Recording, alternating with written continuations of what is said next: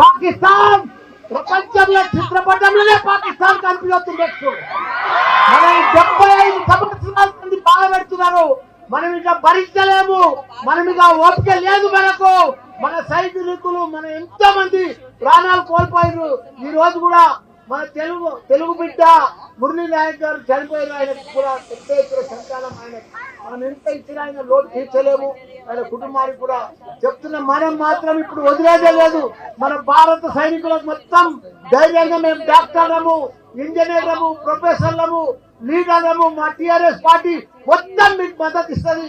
చూసిండ్రా మాజీ మంత్రి మల్లారెడ్డి పాకిస్తాన్ మీద పండ్లు ఎట్లా పటపట గొరుకుతున్నాడో. వదిలిపెట్టొద్దు పాకిస్తాన్ ఫాల్తుగాలను.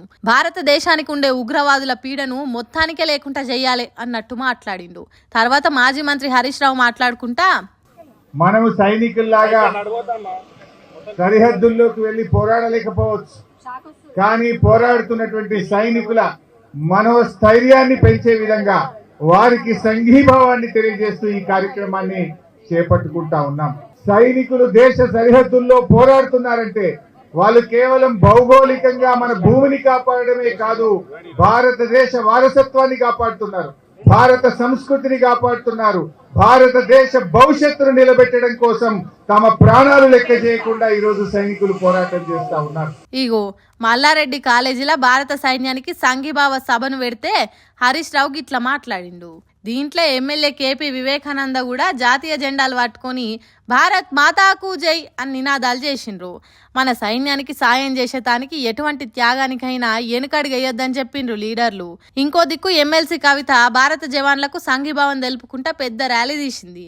ఇందిరా పార్క్ పక్కకున్న ధర్నా చౌక్ నుంచి ఆర్టీసీ క్రాస్ రోడ్ దాకా కవిత అభిమానులు, బీఆర్ఎస్ కార్యకర్తలు ఎంట నడుస్తుంటే జాతీయ జెండాను ఊపుకుంటూ ఊరేగింపు తీసింది. వీరమరణం చెందిన జవాన్ మురళీ నాయక్ ఫోటోకు పూలు జల్లి జోహార్లు చెప్పింది. తర్వాత మాట్లాడుకుంటా, మన భారత సైనికులందరికీ కూడా మద్దతుగా సంఘీభావంగా ప్రతి రాష్ట్రంలో ప్రతి చోట కూడా నిజానికి పెద్ద ఎత్తున ర్యాలీలు జరగాలి. నేను తెలంగాణ జాగృతి కార్యకర్తలకు పిలుపునిస్తా ఉన్నాను. రాష్ట్ర వ్యాప్తంగా కూడా మీరు సంఘీభావంగా సైనికులకు కార్యక్రమం చేయాలి. ఈ సమయంలో దేశంకి తోడుగా మనం కూడా నిలబడాలి. అక్కడ వాళ్ళు నిలబడి ప్రాణాలు ఇస్తుంటే మనము దానికి అర్హత పొందినటువంటి నాగరికులుగా వారికి సైన్యానికి మద్దతు. ఇగో ఇట్లా చాలా దిక్కులల్లా భారత సైన్యానికి మద్దతు తెలుపుతున్నారు లీడర్లు.